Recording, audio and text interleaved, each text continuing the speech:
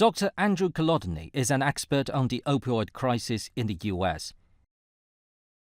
He's also the executive director of Physicians for Responsible Opioid Prescribing, an organization focused on reducing the impact of the overprescription of opioids. Every year for more than 20 years, we've set a record for death from opioid overdose in the US, and then the next year we break that record. It just has kept getting worse.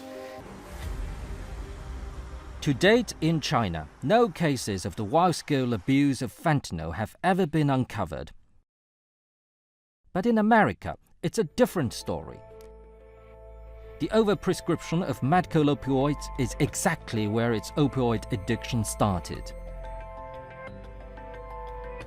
The reason we saw this enormous increase in addiction and overdose deaths is because about 25 years ago, a campaign was launched in the US to change the way the medical community thought about prescription opioids. This multifaceted campaign which resulted in doctors hearing from many different directions that we haven't prescribed enough opioids, that patients are suffering needlessly, that opioids are a gift from Mother Nature, and that real addiction to opioids is very rare, so that we should prescribe more.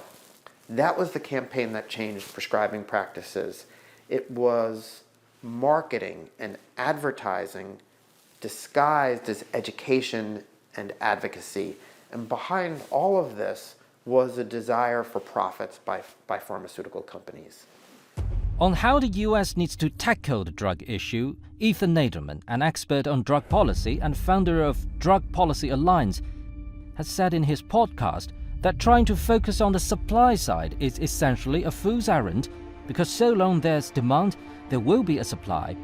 And when it comes to precursors, underground chemists can be incredibly resourceful in identifying alternative chemicals and coming up with alternative ways of making these drugs. I do think that there's much more the United States government could be doing to reduce these deaths. We could prevent opioid addiction in the United States if we see that opioids are prescribed more cautiously. But for the millions of Americans who are already addicted, we have to see that they have better access to treatment.